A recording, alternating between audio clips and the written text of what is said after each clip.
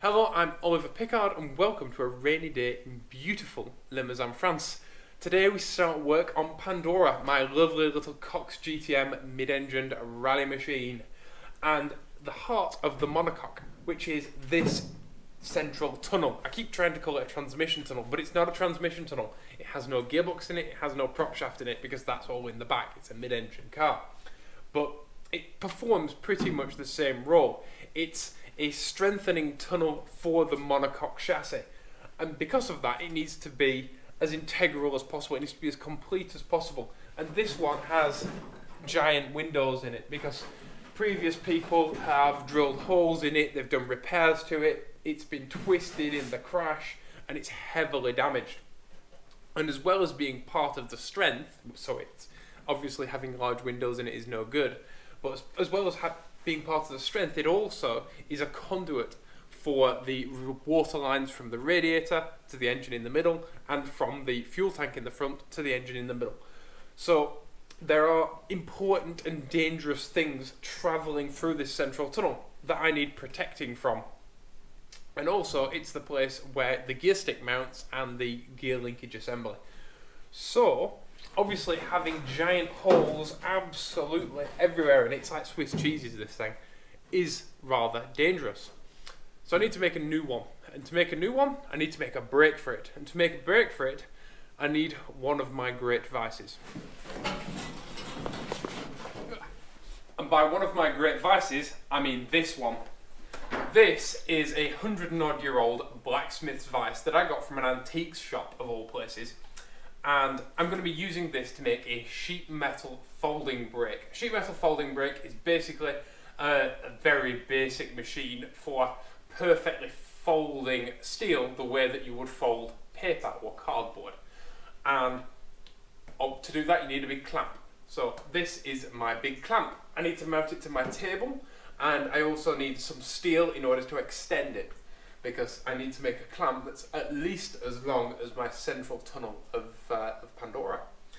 But if you're making one at home that's similar to this or smaller than this and you don't have as big of a vise, then you can obviously just make a small tabletop one. For me, it's fantastic for making brackets, you know, little tiny, like, I don't know, like a swirl pot mounting bracket or something like that. You can make factory looking brackets with a tiny it can literally be the size of the vise with a tiny little sheet metal folding brake. It's brilliant for making cardboard to steel models and making tiny little suspension brackets and all that kind of thing.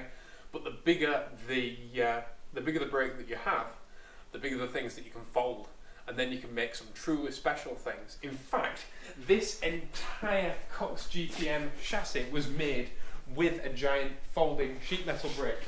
Bends like this are all done in a sheet metal brake, and obviously this original central tunnel was originally made with a giant sheet metal brake.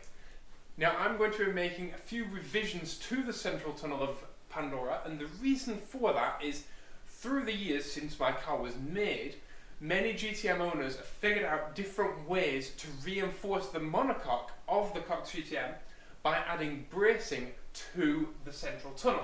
Now usually the bracing is fitted here between this bulkhead here and the central tunnel, but I'm actually going to be going from here upwards, and the reason is I'm going to be moving the dashboard forward so I can reach it when I'm in my seating position.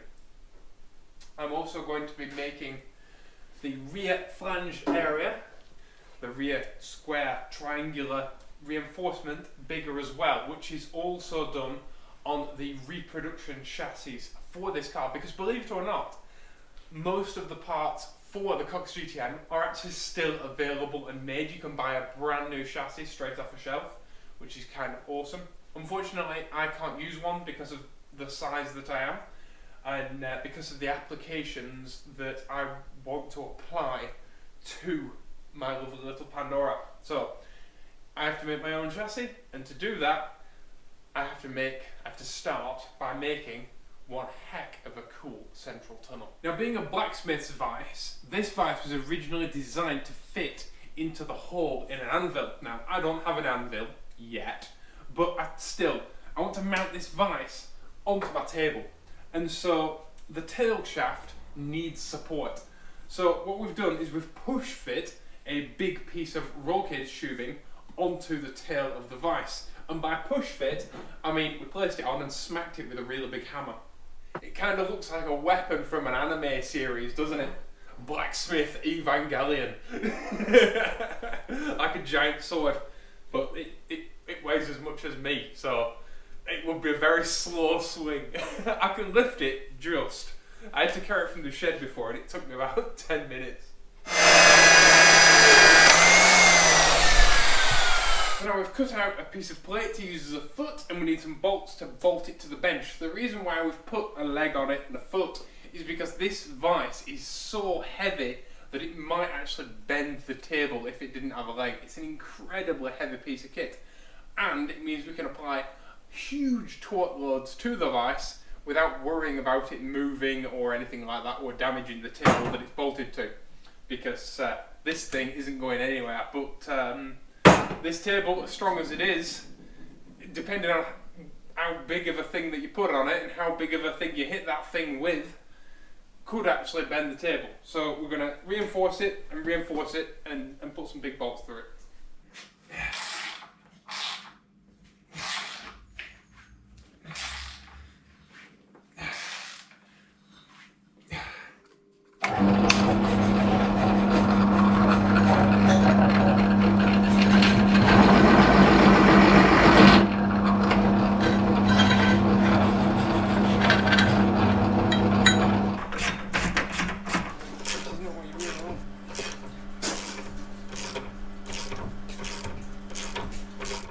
I've now got my bench vise securely mounted to my bench, and now it's time to build the sheet metal brake. Now, I did think about maybe using the vise to mount the sheet metal brake too and have it removable, but I've decided that I'm going to use angle iron along the length of the bench and actually make my sheet metal brake here rather than in the vise.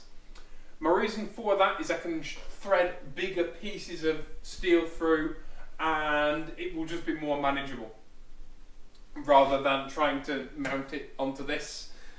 It was a good idea, but not as good as this, because I'll be able to bend much bigger sheets and I'll have much more freedom along this length. So now I need to cut some big pieces of angle iron and do some welding and find some hinges.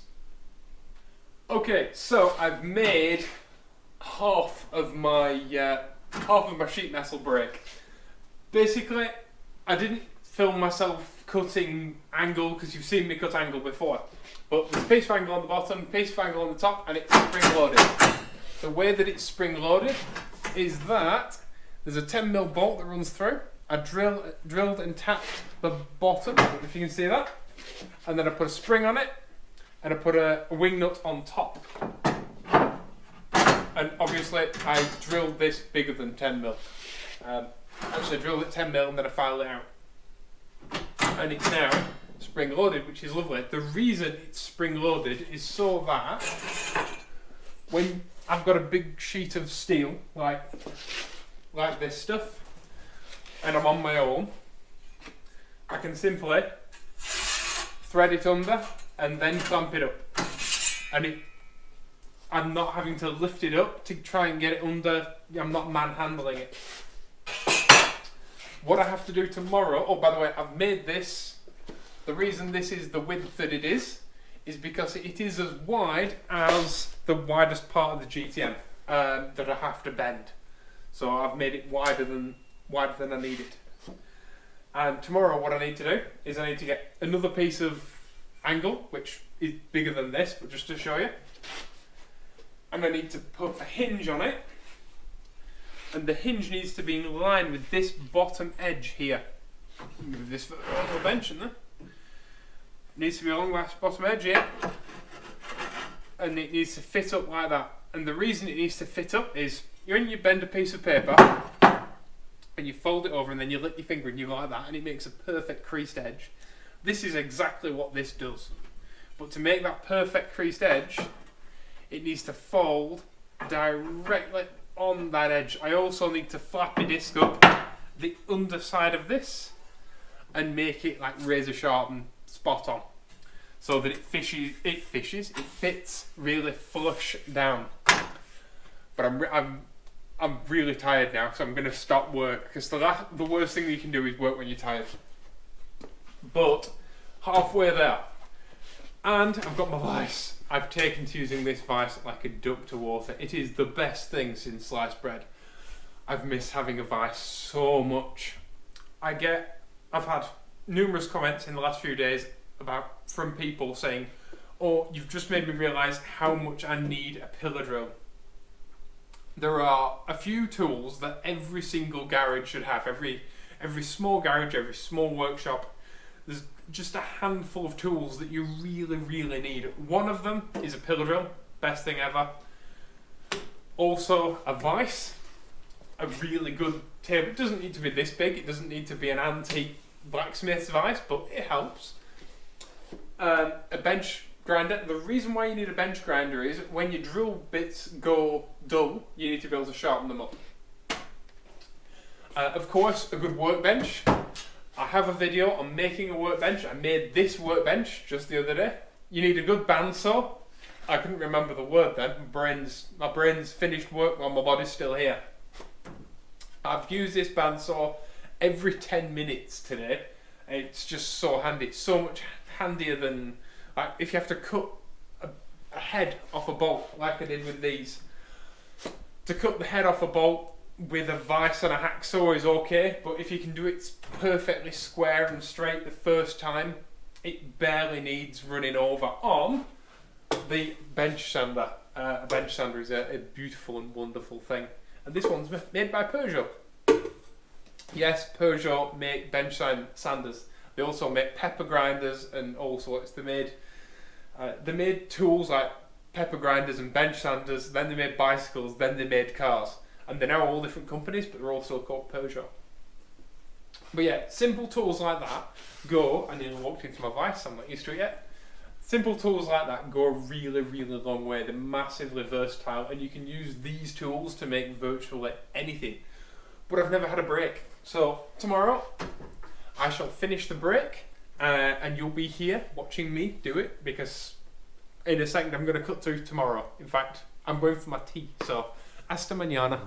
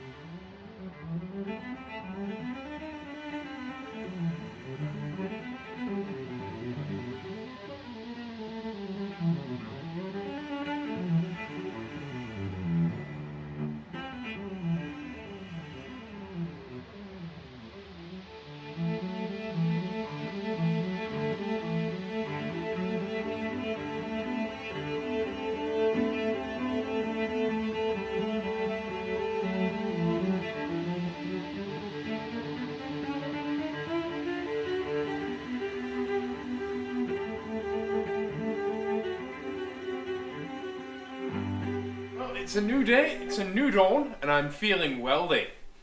We've made a little kit of parts in order to put together and finally finish our sheet metal brake.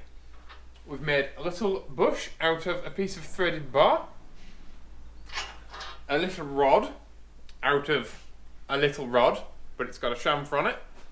We've also ground a chamfer on here. Now, the chamfer on here will get TIG welded onto there like that, and this piece of the sheet metal brake is slightly longer, so that will be on there like that, we will cut a little recess out of here, and then the little bush will get welded, if you will, thusly. And then that way, it makes a hinge. Now, the reason we are using an off-the-shelf hinge, like a gate hinge or something like this, is because it needs to pivot around the central axis between the two pieces of angle. And most off-the-shelf hinges are a bit slack and baggy, and you need two hinges that are exactly the same, because we need one on this side and we need one on the other side here.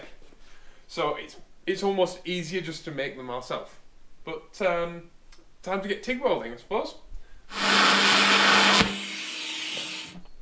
So here we have it, our functionally finished sheet metal brake. I say functionally finished because it's functional, but it's not finished. It needs painting, but it works. We TIG welded on the hinges, and we also TIG welded on some big nuts and bolted it down. These big nuts correspond to these big bolts, and the big bolts are basically our levers.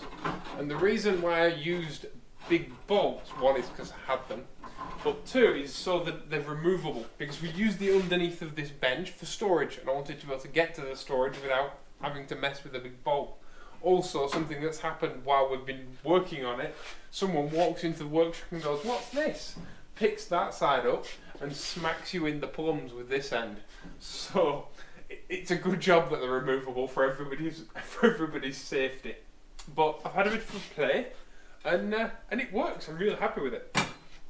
The reason why we put the handles here and not kind of on the side or over here is because I wanted the force distributed throughout the sheet evenly.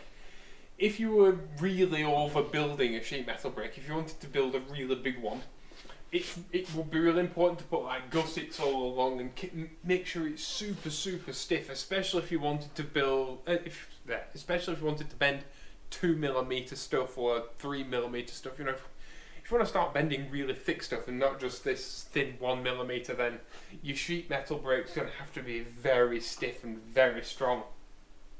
But that's why I've kept it quite small. I've kept it quite simple, because I'm only bending thin stuff, and it's for that it's absolutely perfect. It has a nice little radius. It's not going to tear the sheet metal. It's not going to put too much pressure on that joint, which I'm really happy about. I actually decided not to put the flappy disc along the edge of this in the end, just because I thought, well, I'll see what sort of bend it makes. And this little test piece that I did, it's a perfect little radius, is that? I'm really happy with it. So super happy with that. All we have to do now is make a Cox GTM transmission tunnel.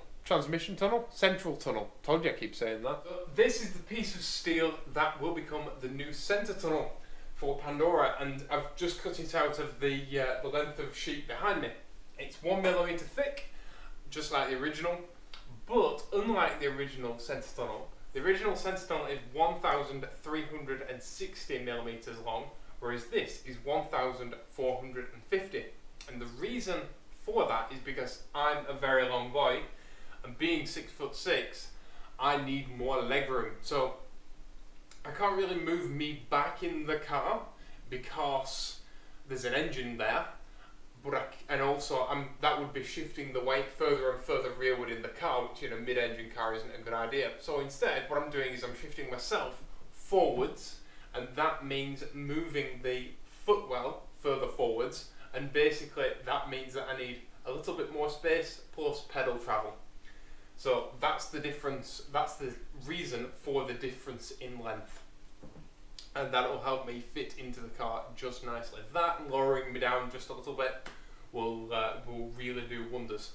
So now it's time to draw our net for folding and then figure out our bending order, because with a metal brake like this, you need to work out which bends to do first, because obviously some bends stop you doing other bends.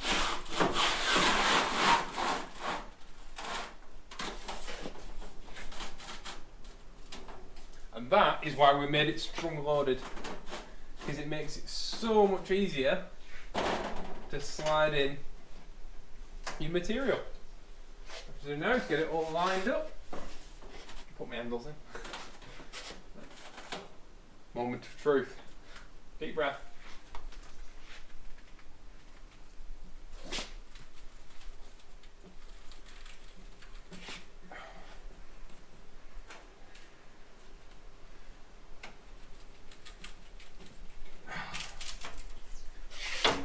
And she work. Yay! It might need a little bit more. In fact, it does need a little bit more. But I'm gonna have to stand on a wooden step to use my workbench because I've made it so high.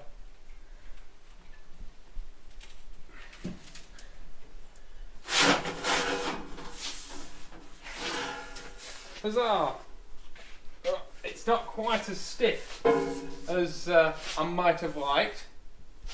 In the future, I might weld a couple of gussets in the centre here, just to reinforce it, make it a little bit stiffer. I think there's a tiny bit of flex in the front length and also in the triangle. Probably not so much the triangle, but it would help with clamping for us.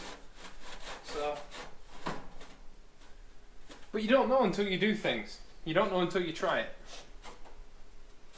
And that's what this is all about.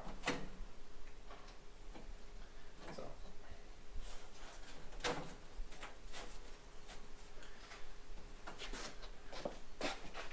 He who risks failure risks nothing.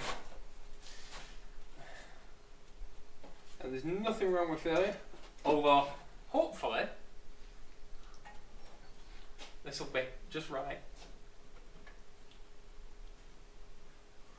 I'm shaking. I don't know if that's the 2 cups of coffee or whether it's nervousness. But we always demonise failure, right? And one of the reasons people give me for not making their own stuff and for not trying to do mechanical work or anything like that is fear of failure. Now, failure is nothing but an opportunity to learn, just like being wrong. Being wrong is one of the best things you can be, because then you can learn. And I'm alright with being wrong. Being wrong can be very good for you. It makes you humble, and it teaches you the importance of being right. And to learn and to be open to things and stuff. It's good. That being said, I really hope this is right. I really hope this is right. Oh, because I've never made a centre tunnel before. I've never made a... And I've never made a sheet metal brake before. So... lots of firsts today. And I'm breaking it.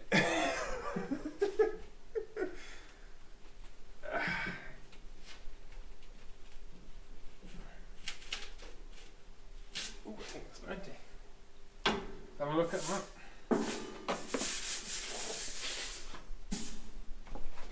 One of the reasons why I'm so nervous is because this is one of the longest single panels in the floor pan, and so it's also one of the biggest pieces of structure. Now there's also the sills, the pieces that are under the doors that run along, but they're getting changed just slightly, and so they're not quite as long as this. So this is, if you're going to test something, like, go big or go home, innit? If you're going to test something, like, test it with the biggest thing you've got straight away, because that's obviously the right idea. Don't try and do something small and easy first. No, don't work up to it. Just go for the big ones.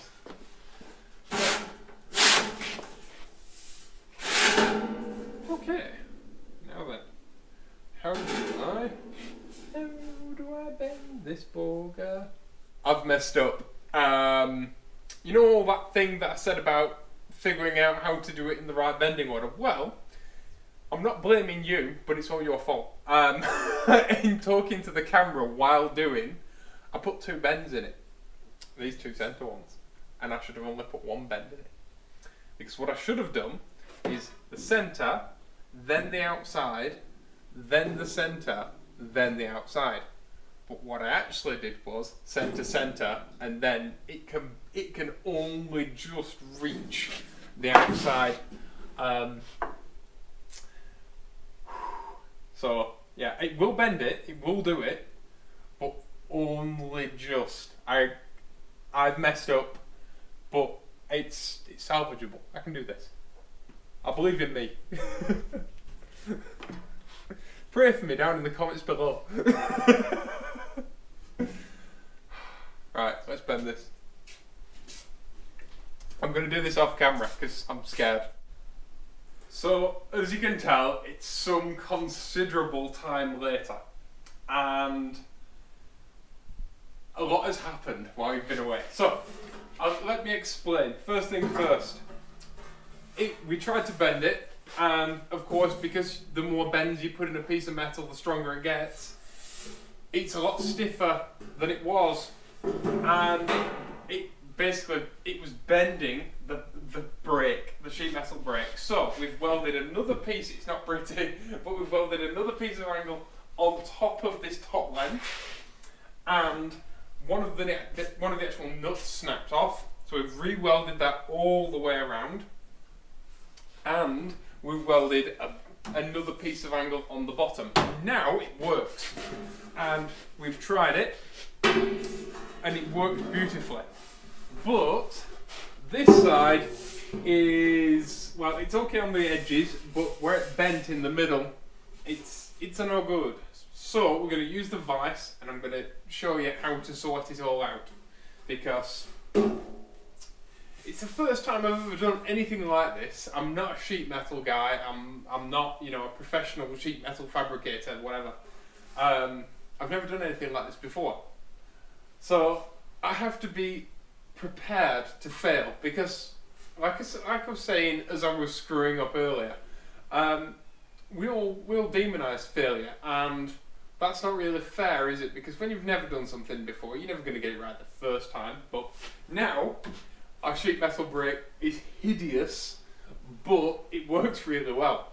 So all I need to do now is sort this side out, which, thankfully, yesterday I fit a vise. So I can now use the vise to fix the problem that was created when I didn't make my sheet metal brake strong enough. But bear this in mind: if you're making a sheet metal brake, make it super flipping stiff. I thought it was going to be enough to bend 1mm steel, and if I'd bended stuff in the right order, it might have been.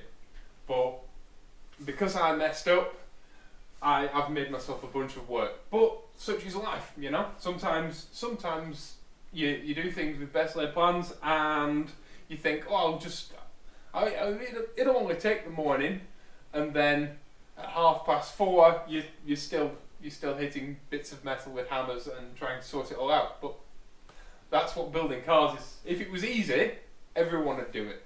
But it's not. And the cool thing is, the difference between someone that's really good at doing something and someone that's alright at doing something is that when you mess up, someone that's really good at doing something has a little cry and then they sort it out, whereas someone who's just a casual just has a little cry and then walks away. But the difference between starting a project and finishing a project is learning how to fix your mistakes, and you learn more from fixing your mistakes and sorting it out than you do from giving up.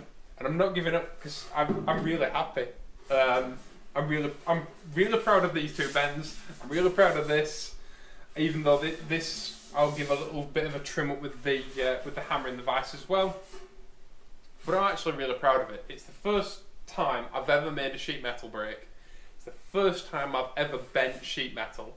It's the biggest panel on the car, and I'm incredibly proud of myself, to be honest. And I failed, but I shall triumph over adversity and succeed. And believe it or not, I was very upset earlier. That's why I didn't film it. But such is life, like I said. It's alright to get upset when things don't go right. And I don't think people talk about things like this enough on YouTube and stuff. Everyone's like, oh, I'm perfect, I'm a professional, everything goes perfect when I'm in my workshop. And things never go wrong, and it never takes, 12 hours longer than you thought it would. But that's not reality. And what I think YouTube should be about is reality. So I cocked up, and now I'm going to fix it.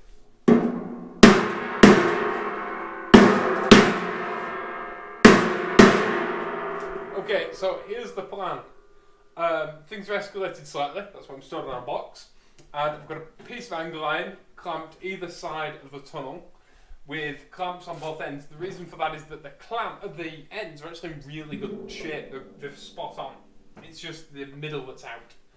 But I'm getting there. It's amazing when things go awry how often they're fixed with a big bit of wood and a big hammer. It's just really noisy. And I'm really glad I don't live in a residential neighbourhood. Thank God everyone around me is farms and just as noisy as I am. It's annoying when I'm trying to film, but when I need to hit a really loud thing with a really big hammer, I'm really glad I've got fantastically understanding neighbours.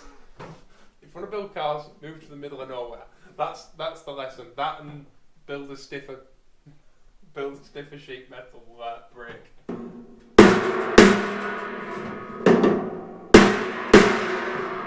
It's just a case of massaging it.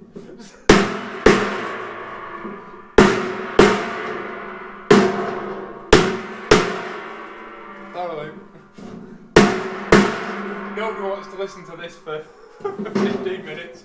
Cut to when I've finished. 20 minutes of irreparable ear damage and Chad level engineering later, and we have a central tunnel. Yes, it wasn't the linear way to get there, in fact it was pretty much the path of most resistance, but what matters is that we got there, and I'm actually really happy with it. My ears are still ringing, but I'm ecstatic. This green line, I don't know if it'll show up on camera because it's been a couple of days since I scribed it out, but this green line here and forward is actually the chassis inside the car. And you can now see that it doesn't sit quite far there. We can now see I have plenty of room for a pedal box, and I think it's more like that. But I've got plenty of room for a pedal box and a bit to make flanges with and all that kind of thing. So I'm really happy, ecstatic. It's got a couple of little dents in it, but it's nothing that I can't get out with a hammer and dolly. And I'm really happy with it. Like I say, I started the week with no sheet metal brake, with no sheet metal brake experience, never having made a sheet metal brake, and no vice, and now I've used my vice and my sheet metal brake, and I've had this vice for 2 years, and it's the first time I've used it this week. So to say I started off with no vice, no sheet metal brake experience, and no GTM central tunnel, and I'm finishing today with a vice, a brake, and a GTM central tunnel, I'm really, really happy. And it's actually in better condition than a lot of pattern parts I've ever bought. So you could pay good money for something far, far worse than this, and I have. So I'm actually really, I'm ecstatic. It just goes to show that failure is always an option, but it's no reason to retreat. You only fail when you stop trying. That's what Bob Marley said, isn't it? So yeah, really happy, fantastic. And just to show you that it's not bad on one side and good on the other, it is actually the same on both sides. And yeah, I'm really happy with it. I've somehow managed to get a dent in the top somewhere, tiny dent there, but I'm really, really happy. So thank you all for watching. Please be awesome to each other. If you have any comments or questions, please leave them down in the comment section below. I always do my best to answer every single one of them if I can. And if you want to, if you're interested in my social media or anything like that, that's down in the description. And tools I've used and stuff like that in the episode. There's always links and stuff down in the description if you want to check all that out. Thank you all for watching. Please be awesome to each other, like I say, and I'll see you all in the next video. Bye bye.